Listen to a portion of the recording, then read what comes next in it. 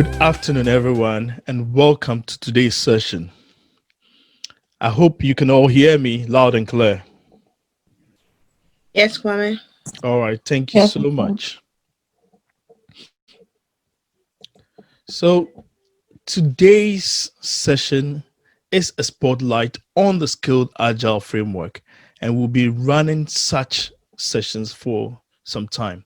And this is our first session to introduce the topic and the plans for the sessions going forward. We have taken the feedback from the design thinking sessions and have incorporated it into our plans for these sessions. So there'll be 3 or 4 sessions each month. And for the last 30-minute session at the end of each month, we have introduced as an expert. So we'll bring in a team of safe program consultants or agile coaches, and then we can just spend more time asking them questions. Based on the feedback from this month and next month, we would ask if we should increase the time to 45 minutes, and that's just only for the expert sessions. So hopefully, let's see how things go and how we benefit from the sessions. Our spotlight is on the Skilled Agile framework. In times like this, delivering organizational and digital transformation initiatives in turbulent times requires that senior leaders and managers take very complex and hard decisions. And in such complex environments, when we are delivering big and small initiatives, it leads to health issues, mental health issues, and sometimes teams do not deliver the values and benefits expected from them. Neither are teams able to deliver on time, in scope, and in budget, the iron triangle of reviewing projects. Personally, a framework that I've come across that engages, involves, embeds other frameworks to align and deliver value is the Skilled Agile framework. I'll be sharing my experiences, views on the Skilled Agile framework in these 30-minute sessions and build our knowledge, understanding of the framework, and also a case for knowing the framework and embedding it as part of the tools you know as an Agilist or part of the Agile Transformation Group. Moving on, what does this framework talk about? We've got such a big framework. It's freely available when you go onto the Skilled Agile website, and all the knowledge is on the Skilled Agile website. You could click any of the icons and it opens up a Pandora's box of knowledge to share, listen, and to also read and be ready for future sessions. But when you first take a look at the framework on the website, you are put off by the large amount of information going through. Of course, by the end of this session, we would gain a better understanding of the main components of the framework and be able to confidently work and have conversations in a skilled agile environment. When we take a look at the framework, take a step back. When we take a look at the framework, this whole area talks about the competencies, and there are 7 competencies. We'll touch on all of them. Continuous learning culture. And for the Agile Transformation Group, our focus is the continuous learning culture. We'll develop technical agility skills by sharing. And this afternoon, I saw someone asked about dynamics. And is that peer-to-peer sharing that enables us to grow? We've got agile product delivery, and we've got a lot of business analysts, product managers on the platform. Product delivery is so important to us. And if you want to deliver a product to get the value and benefits, there's a huge need for us to look at agile product delivery. If you're working with large enterprises like Philips, Fujitsu, and a few of the consultancies I've delivered training and worked with, what they tend to focus is the large solution area. And especially for CGI, who are working with the MOD, the large solution area is of so much importance to them. So We'll touch on the large solution area and gain so much knowledge about the large solution area. Then finally, we'll take a look at the lean portfolio management, organizational agility. Whilst we look at the competencies, when you come down to this particular area, the area around all this, use a laser pointer, the area around all this, you've got various roles we should be interested in. We've got the epic owners, enterprise architects, solution architects, and then we've got business owners, RTE, release trained engineers, we've got Scrum Masters, product owners. All these roles we'll be discussing extensively as we go through the sessions. We'll take a look at the essential area, which previously was known as the program area, and we had teams in the lower area, but teams are so important and teams do the work. Though we have to think strategic at the portfolio level, when all the plans are put together, that's a misconception. We could be having a misconception that Agile does not talk about plans. Yes, we talk about plans. When all the plans, roadmaps are put together, and we select an epic to work on, the epic is put on the roadmap and added to the team area for the teams to do work. We will take a look at all the 3 layers and then discuss and understand most of the icons and the topics underpinning these layers. Below here, we've got the core values, which I have an acronym for BAPT: built-in quality, alignment, program execution, transparency. Yep, transparency is a big thing. Every organization is interested to have team, staff, individuals being transparent. We've got the lean agile mindset, which talks about the house of lean.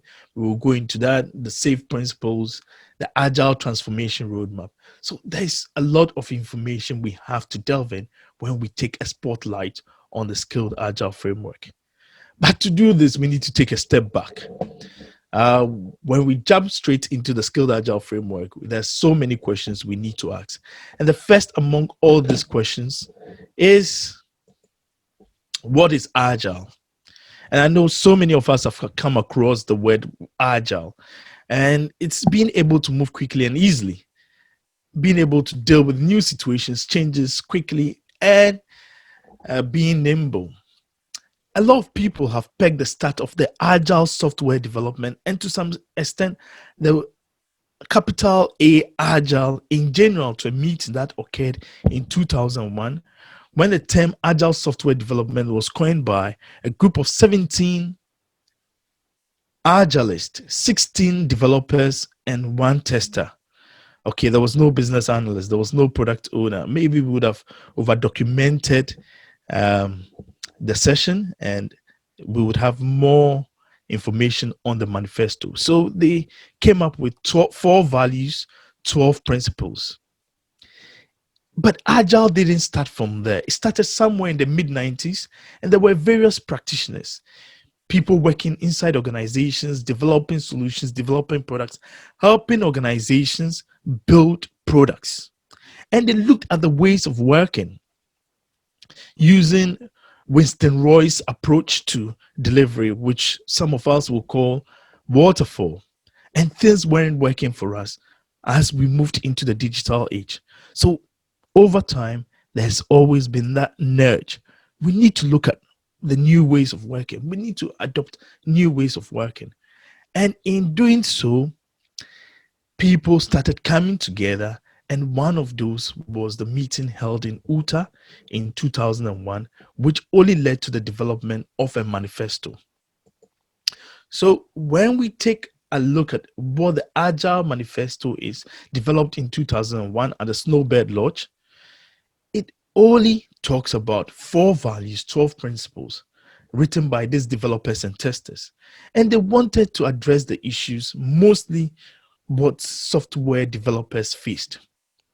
And when you think about Agile as a mindset, that mindset can be applied to other activities using the 4 values and 12 principles. So when I hear people say, oh, we use Agile, the big question is, Agile is more of a mindset. It's It's based on the manifesto, which talks about the 4 values, 12 principles. Instead, I would like to hear people say, we use the frameworks under the Agile Manifesto. And when you do that, you start adopting a mindset, and it describes the way we perform our activities. It helps us to think differently and to help organizations deliver value and benefits. So, whilst thinking about the umbrella and thinking about the developers and testers who created the Agile framework, we need to take a solid look at what the values are and what the 12 principles are. So, in this session, I will talk briefly about the values and principles.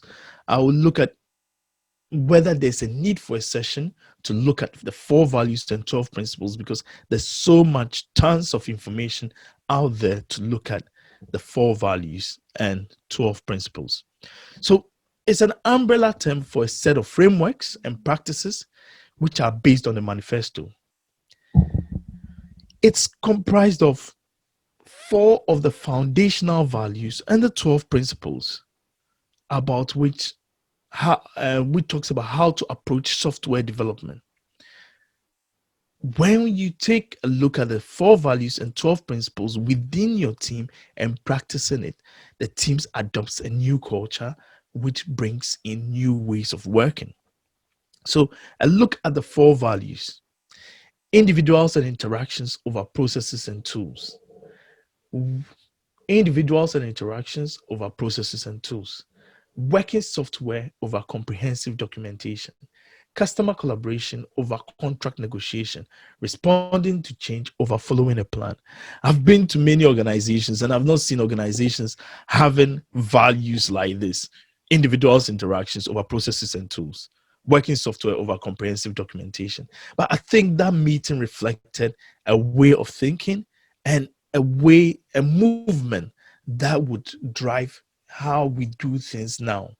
And if I look at this particular set of values, personally, they drive the focus towards people. And even though there are systems to be thought about, the interaction of people is very important, and that requires a new mindset. The second value, which is working software over comprehensive documentation, when you show working products, working outcome, working solutions, and it's not only software, agile practices, agile mindset can be used in different organizations. So working software, working solution, working products over rims of requirements. Let's find an MVP, work with the minimum marketable feature. When we complete it, let's take feedback and continuously build a solution that meets the customer's needs. The last value is responding to change over following a plan. Yes, we've all seen big plans which have been impacted by our various context and the things around us. And who thought 2020 could take such a heavy impact on most of our lives and the way we do things? These 4 values definitely underpin the way we think and do things in an agile environment. The third one is one that when I teach law firms, they say, look, William, how can we take contract negotiations out of the show? We need them as lawyers. And if there are no contracts, how are we going to be feeding our families? So there will be contracts, but we encourage that the teams that create the contract collaborate when there are changes, when there are issues, when there are new items to look at. We would encourage more collaboration, and the lawyers will be involved in such collaborations. So these are the 4 values that underpin the Agile framework. What about the 12 principles?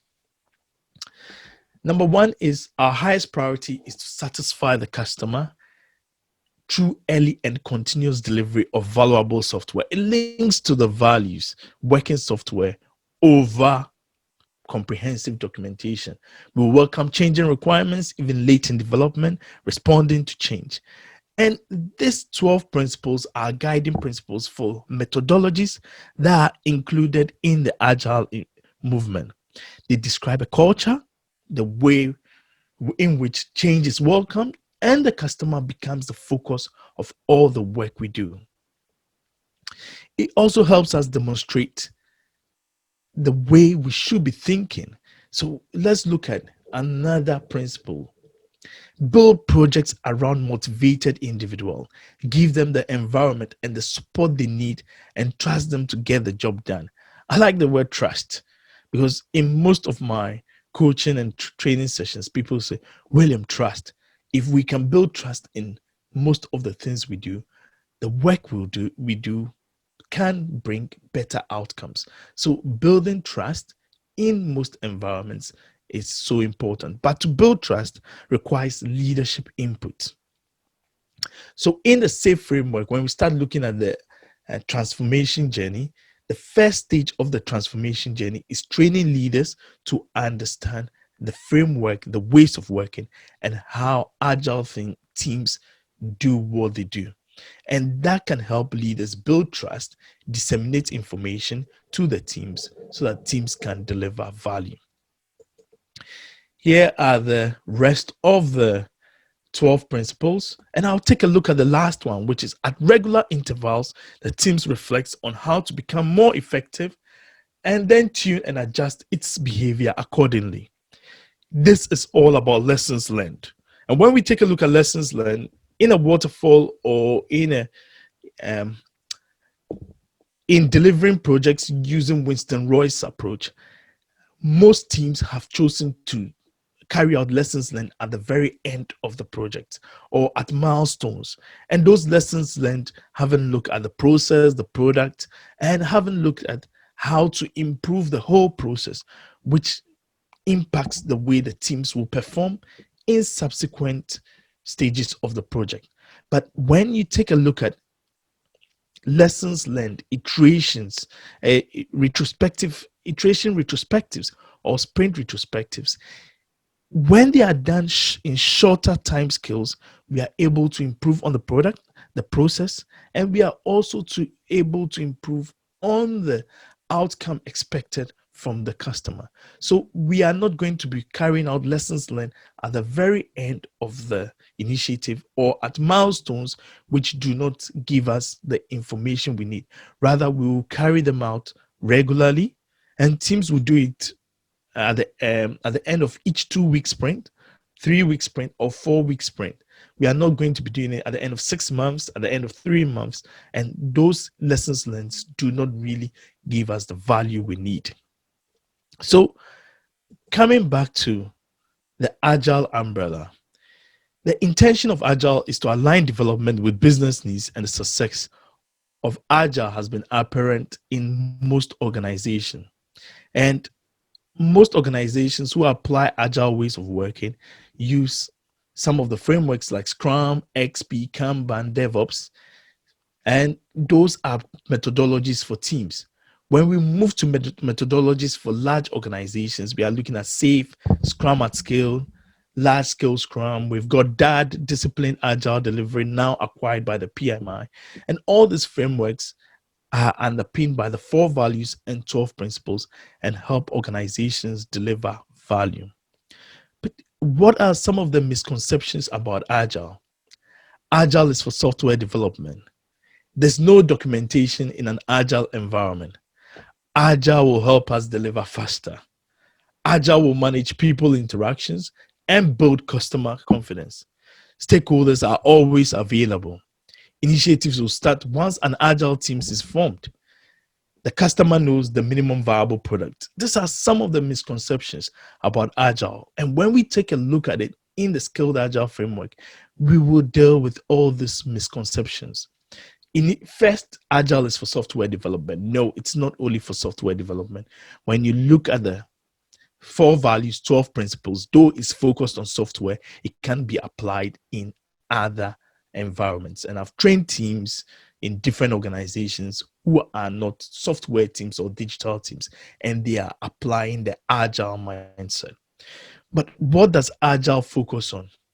It focuses on people, mindset, helping bring in new practices that will lead to a change in culture. And there are frameworks and tools and methodologies that support the Agile thinking. It we'll look at what motivates people, what we expect from them, and do they have the empathy for the customer. When I first took a look at this particular picture, I was wondering who on earth took such a picture? But it's looking at things differently. So it's the same picture. Here, Agile initially takes a big focus on software development, but as we go along, there's a large community of self-organizing teams and managers and leaders who are focused on helping organizations deliver value. And there are also cross-functional teams that are there to help us win. Those teams in certain agile environments do not take on the Scrum framework. They focus on bringing people together to help them with the right skills and to deliver value. We all want to be part of such a winning team. So what are the key takeaways of this introductory series? What I would like you to always keep in mind is the Agile Umbrella. It's a term for several iterative, incremental software development approaches. And we've got Scrum, XP, Kanban, DevOps for for teams. It's underpinned by the 4 values and the 12 principles. But our focus in this business agility series would be on the skilled agile framework, which is SAFe. It's the most popular among large organizations and it's helped most organizations deliver value. Any questions? We've got a few items in the chat area. Okay. Thank you, for letting me know. I would always make sure that you have the best selections. So we've just covered the introductory series looking at what Agile is. And as we ponder over questions, feel free to raise your hands. Feel free to also unmute your mics and ask the questions you want to ask. Yeah. So this is the slide I would like you to take away. 4 values, 12 principles, Scrum, XP, Kanban, DevOps. But our focus in these sessions will be on the skilled agile framework, and we'll embed practical lessons, and we'll also get people to share their experiences within their agile environments. Any questions on what we've discussed so far?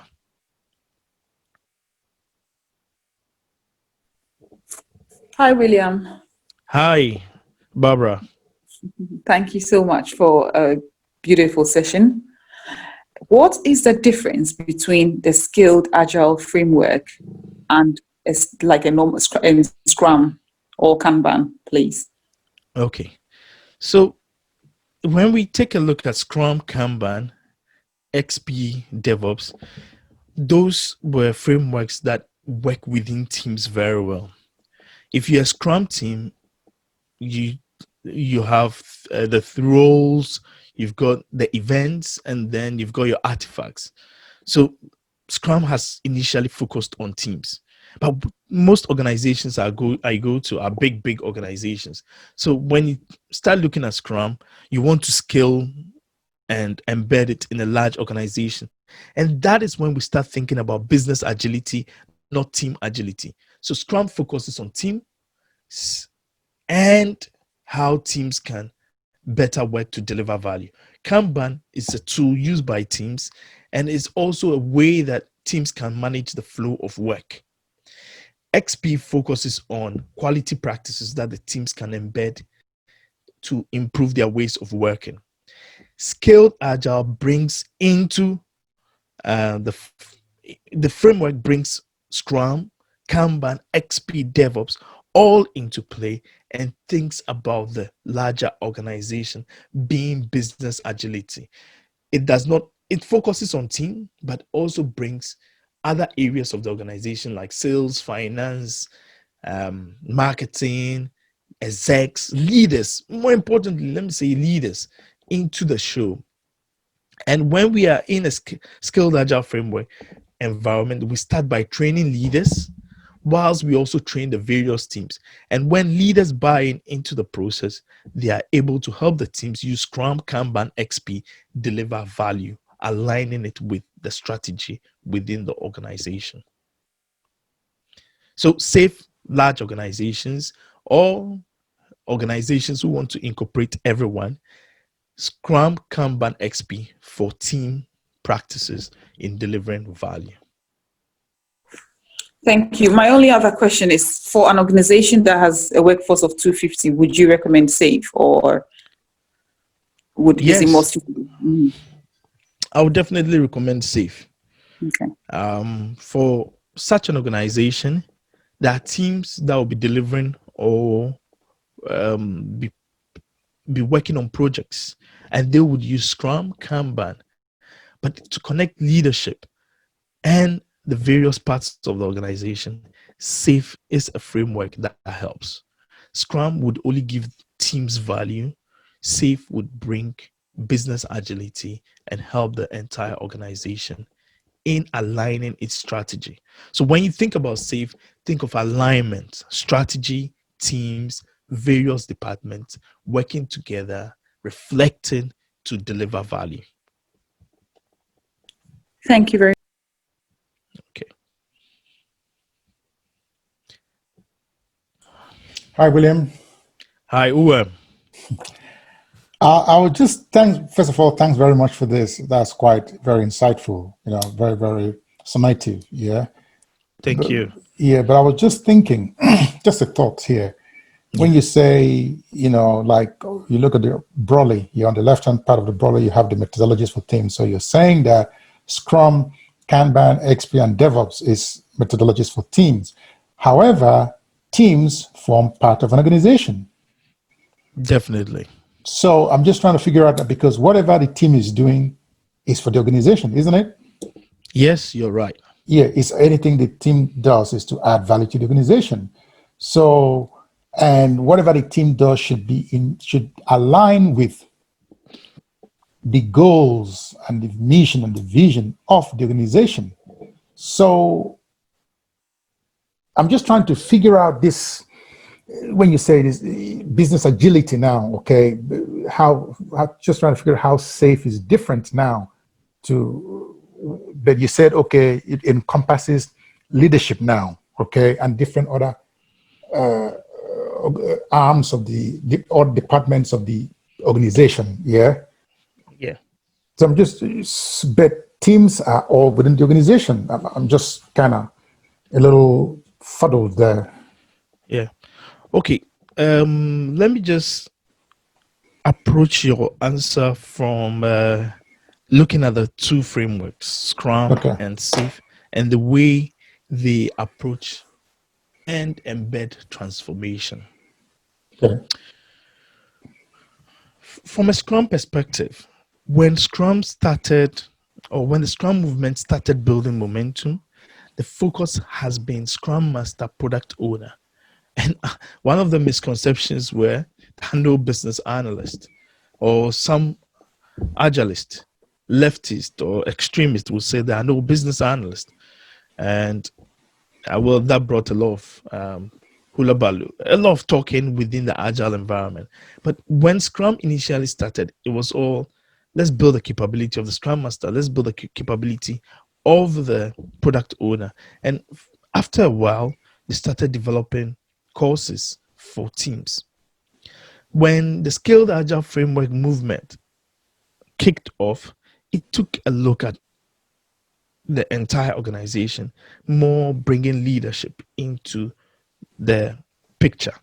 So when I initially started, I took the leading safe course, and that made me understand why, the Skilled Agile Framework had a more organizational focus over the Scrum framework. I took another step back and also went for the Scrum Master course, Product Owner course, taught by different trainers, just to see their perspective on what I was thinking. And I was then as well working as the director of communication at the PMI. So agile, new ways of working. And I realized that on looking at the skilled agile framework, it answers a lot of the questions around project failures. In some organizations, leaders didn't understand what the teams were doing, and leaders didn't have a clue about some of the frameworks used by the teams. When SAFE came into the show, it started training leaders to understand all these frameworks. And I would say now Scrum, the Scrum movement has now caught up, and they've introduced other trainings to make sure that leadership come on board. So I see the SAFE, the Skilled Agile Framework Inc. as the leader or as the first framework to bring leaders and to tell them, you are part of this show, we need your input. And that is why I always say Scrum has more of a team focus, which is the Scrum Master, the product owner. The Skilled Agile Framework takes a focus on bringing leadership, everyone within the organization. And that's also represented by the enterprise, which is at the very top of the framework. And when you talk about government, it talks about all the people that create policies, including the prime minister. When the government changes, new policies, new strategies would emerge. So as you can see on this framework, immediately we are thinking with leaders and we are thinking of new directions, and that would impact our portfolio and it would impact how we budget, create epics and enablers, which I would delve in when I spend a whole session just going through this particular slide. So in a session, I'll just put the slide up and we would discuss it for the 20 to 25 minute session. What's the difference between, hello, go ahead, Ruwen.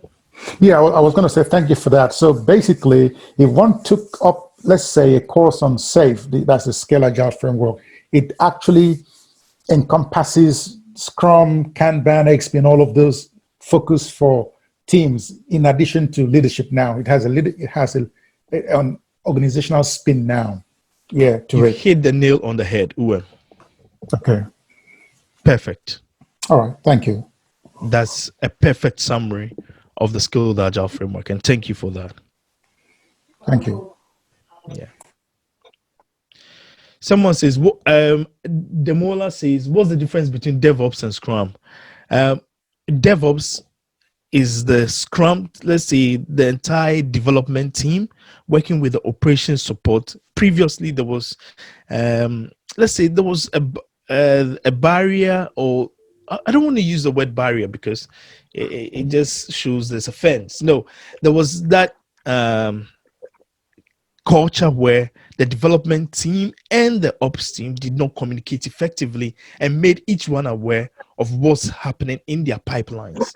So you get a development team producing a solution and it being in the pre-prod environment, not How much time have ready you got?